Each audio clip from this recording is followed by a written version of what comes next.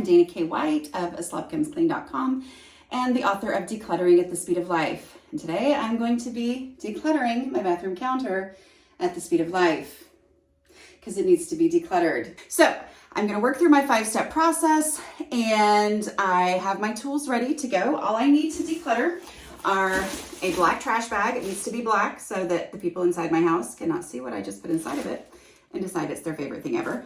I need a donatable donate box. The box itself is going to go to the donation center along with the stuff that's in it.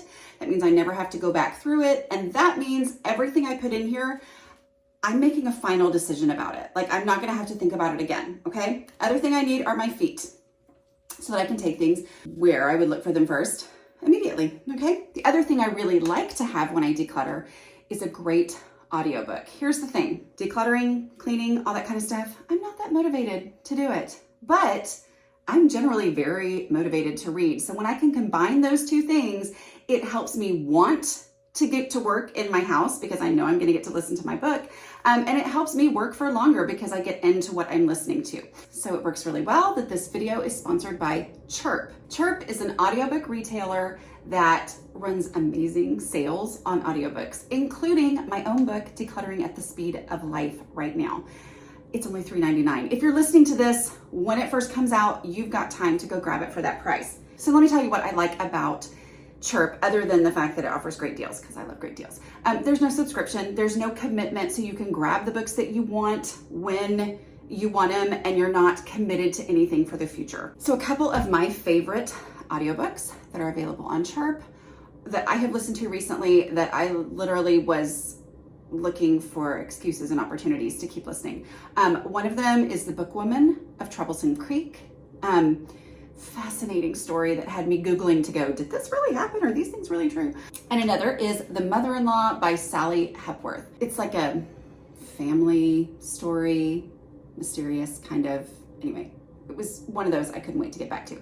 So just remember, Decluttering at the Speed of Life, $3.99 for right now for at least another week. I think it's even longer. And because they're sponsoring this video, I have a special link that takes you to my recommended audiobooks that I've mentioned. Just use the code DanaWhite50 to get 50% off of your first audiobook purchased on Chirp. Let's get to decluttering. First step is always trash. Trash helps me get moving when I look at a space and go, oh my word, how did this happen again? Okay. Trash is easy. There's no emotion.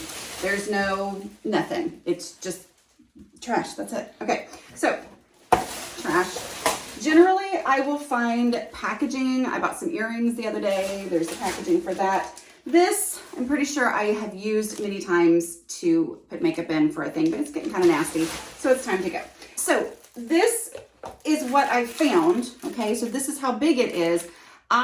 Because I'm looking for trash, I can identify this as, oh, if I took these out of the package, I would be able to get rid of all this and get rid of this much while only keeping this, which is all I really wanted in the first place. Okay, that's why I have to talk myself through these steps and go, Dana, look for the trash. Box. I am just looking for trash without pulling everything out. It's making me look at individual items, okay? I have a reason to sift through the stuff that's in here, where before it was like, that stuff, I bet it's all important. I have a much better idea, even without having consciously thought through it, I have a much better idea of what is in this space.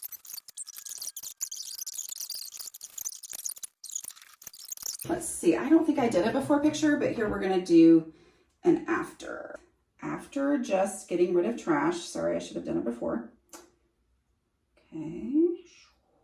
All right, so I am going to look for easy stuff. Easy stuff is anything that already has an established home somewhere else in the house, but for whatever reason, it's not there. We don't worry about the reason, okay? Because as you do these things, the reasons will just come to you. So we're not gonna sit here and go, what is the reason? We're just gonna realize that there are things that shouldn't be here.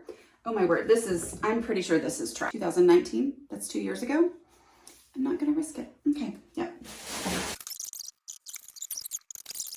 This is a favorite cup that I'm sure I brought in here. And I don't know why I left left it in here. Anyway, it started to just become part of the landscape. Okay, it's right here. Oh yeah, that's empty too. Another empty. I don't see anything else. I'm gonna go ahead and take it there right now. All right, so I have gotten rid of trash and taken easy stuff. There wasn't a lot of easy stuff. Okay, I'm gonna look for duh clutter now. Duh does not stand for anything. It's just the stuff that makes me go, duh, why have I not already gotten rid of that? Right before I started the video, when I was looking at this space, I went, wait, why do I have that? Because I have another one over there and I like the one that lights better. So this one is a duh, and someone's gonna be excited to get that at your store, hopefully. Okay, here's another single earring. Okay.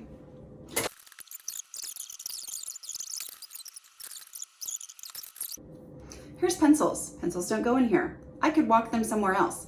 I have other pencils somewhere else. I don't care enough. These are gonna be donated.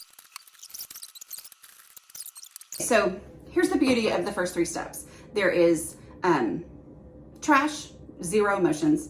Easy stuff, nothing to ask myself, no questions, no emotions. It's just like, oh, this has another home somewhere else. Duh clutter is stuff that I'm not analyzing, I'm not thinking about, I'm just putting it in the donate box without thinking about it, without having to go, should I keep this? Do I want? Okay, I don't ask me those questions. But when I get to something where it's not easy and non-emotional and I go, that's when I move to step 4, which is my 2 decluttering questions, which are, if I needed this item, where would I look for it first? This is artificial nail remover. Yes, okay, so I would look for this first under this counter in the box with all of my gel nail stuff. So I'm gonna put it there. And then the key to that, even if it was the other side of the house, is to take it there right now. Like right actual now. Because if I do that, then this space is better. It's not perfect, it's better, but I haven't made any in-between stages, okay? I have not pulled everything, I have not piled everything, I haven't put stuff in a keep box where it's just gonna stay there for the next 10 years, because a keep box is just, oh, I wanna keep that. Well, I wanna keep everything, of course, but this tells me where its home is, and then I act on that immediately, so there's nothing left to do later, okay? This would be the stage if I did get distracted. It's still better. It's not perfect, but it's better than it was before.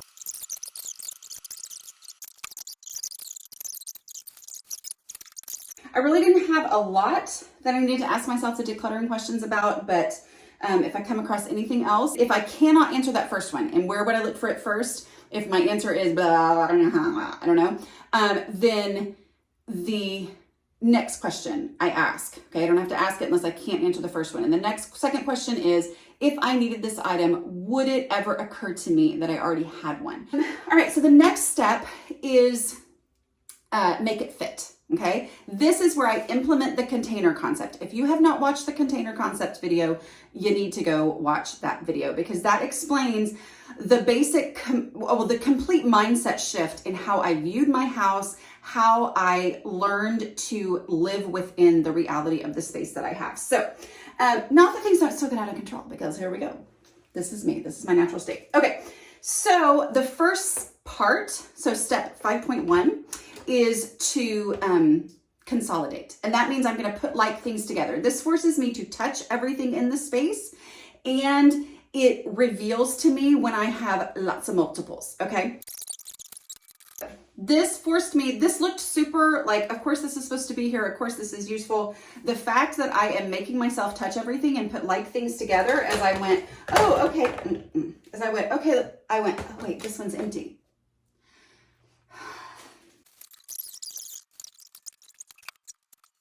Here's 3 pairs of glasses. Where would I look for glasses first? I only need them to read. And so I put them on in the morning to read in the mornings, and then they end up on the back of my head and they end up in random places. And this is where I look for them first. It's the first place where I look, but I am not trusting myself to only have 1 pair. So